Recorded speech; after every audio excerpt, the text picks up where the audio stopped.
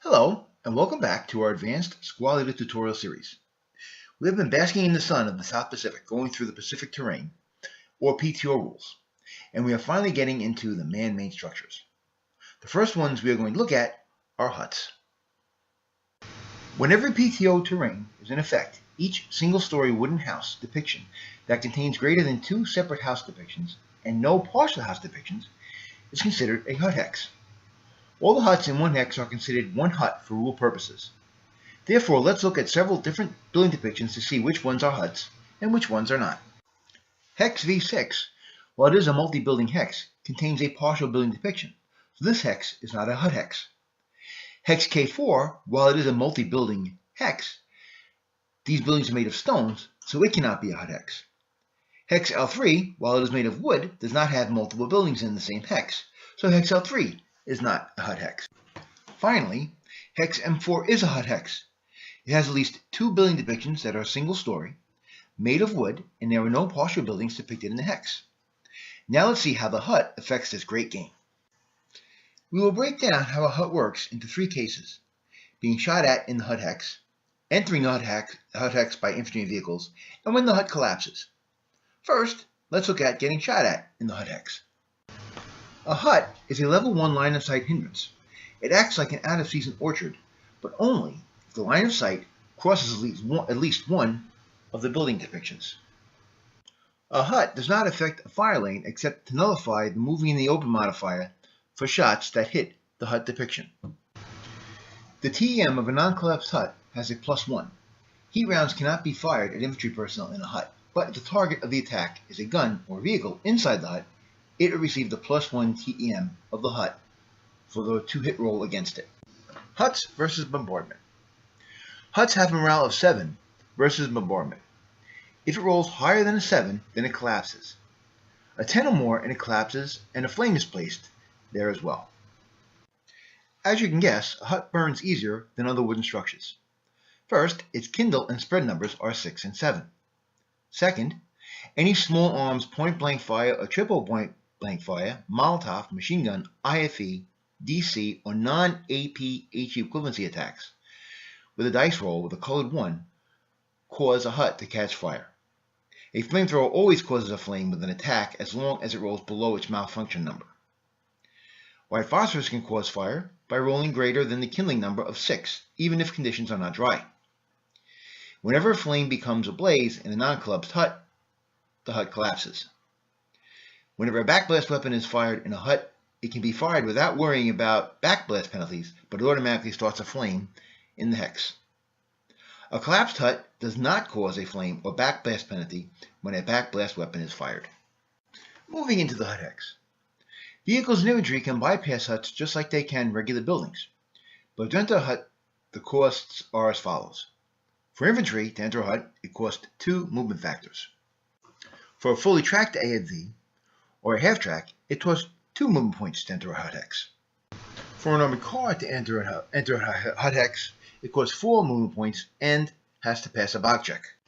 A truck can only enter a hut hex after it has collapsed at a cost of 5 movement points and has to undergo a box check as well. If an AFV chooses to enter a hut instead of bypassing it, it must meet certain requirements. 1, it must not be under recall. 2, it must be buttoned up. And 3, it cannot have any riders. 4, a hut collapses after it is entered by an AFV or crashed into by a glider. Several other interesting facts about vehicles and huts. A mobile dozer can enter the hut crew exposed, whether it is armored or not. And 5, a hut provides a +1 crash DRM for a glider, but it does not cause a morale check for a 5/8" parachute counter landing on it. Now let's see what happens when the hut has a bad day and it collapses. A hut cannot be rubbled, but any KIA result from an HE or DC attack collapses the hut even if the unit was simply bypassing the hut at the time of the attack. A hut collapses after it is entered by an AFV or a glider. Any infantry or inherent crew in the hut when it collapses must take a PTC. All units involved have a morale of 8 for this purpose, and leaders cannot modify it. There are several conditions with regards to this PTC as opposed to normal PTCs. The crew of a buttoned-up closed-top tank receive a -1 DRM to the task check, and their task check takes place after they carried out any overrun attacks. If they fail this check, they suffer the pin results as if they were an open-topped crew that suffered a pin result. Even broken units in the hut have to take the PTC, and if they fail, they are pinned and cannot route from the hut. Finally, there is no TEM for a collapsed hut, but there's still a +1 hindrance to fire from same level, but it is not a level 1 hindrance as a non-collapsed hut. If a unit is bypassing a collapsed hut, it does not receive any hindrance benefit from fire from a higher level. Hence, it will be open ground even if it crossed the depiction. Only wire, minefields, and pansies can be placed in a collapsed hut hex. Collapsed huts are concealment terrain only for infantry, their support weapons, dummy stacks, and emplaced guns. There's one miscellaneous factoid about huts. They can be turned into shell holes. This finishes our video on huts, but at this point in time I need to clarify a mistake I made earlier in the video series about Panzerfausts. In that video I said that a shape-charged weapon could be fired at a target in a +2 TM terrain. Technically it's not correct. In order for a shape-charged weapon to be fired at infantry, the target has to be in a house or behind a stone wall. A target in a trench, for example, which has a +2 TEM, could not be a target of a shape-charged weapon. Getting back to huts, these little buildings can be very complicated as you see in our video, but they add a lot to the feel for being in the Pacific. If you found this video useful and you enjoyed it, like us on YouTube and subscribe to our channel. In the meantime, check out our website at www.theadvancedsquadleaderexperience.com for the latest news on this great game, and check out www.table-top-war-games.com for all the news in the gaming world.